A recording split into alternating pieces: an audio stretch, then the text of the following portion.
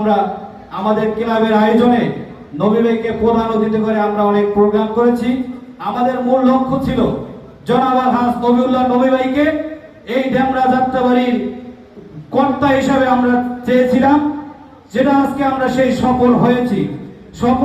কোনটা নমিনেশন দিয়েছে দল, কিন্তু এখনো পুরোপুরি সফল হয়নি, কারণ আমাদের সামনে নির্বাচন।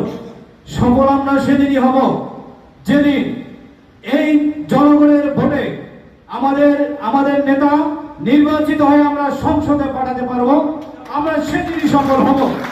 কিন্তু এটা কেবল একজন নবীউল্লাহ নবী ভাই তিনিই করবেন তা নয়, আমাদের প্রত্যেককে নবীউল্লাহ নবী ভাই হতে হবে এবং তার পাশে থাকতে হবে, কাজ করতে হবে।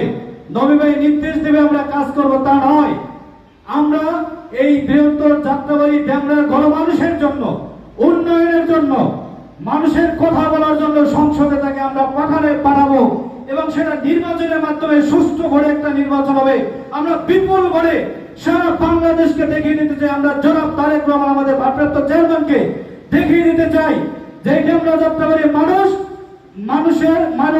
নবীউল্লাহ নবী ভাইয়ের ঘাঁটি, এবং এখানে যাতে বড় বড় বাজেট এবং উন্নয়নমূলক কাজের জন্য দৃষ্টিগোচর হয়, আমাদের বিএনপি হাইকমান্ডের দৃষ্টিগোচর হয়, সেটা কেবল নবী ভাইকে বিপুল ভোটে নির্বাচনের মধ্য দিয়ে আমরা দেখে নিতে চাই।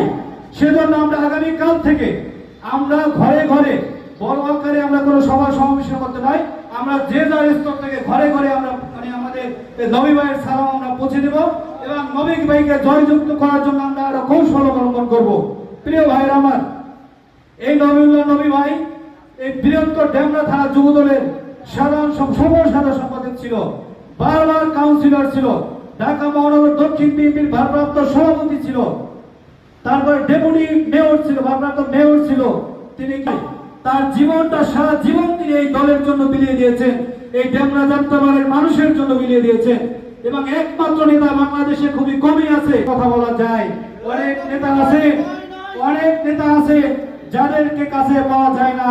ভাই কিন্তু আজকে সারাদিন অনেক ক্লান্ত, তারপর উনি ফোন দিয়েছেন যে মিলন আমি এসে বক্তৃতা দিয়ে চলে যাব।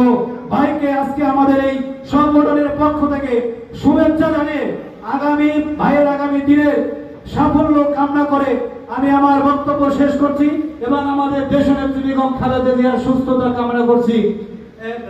খোদা হাফেজ। বাংলাদেশ জিন্দাবাদ, বাংলাদেশ জাতীয়তাবাদী দল জিন্দাবাদ, আমাদের তারুণ্যের অহংকার জনাব তারেক রহমান জিন্দাবাদ, আপুসের নেত্রী খালেদা জিয়া জিন্দাবাদ, শহীদ জিয়া অমর হোক, নবী ভাই জিন্দাবাদ। প্রিয় ভাই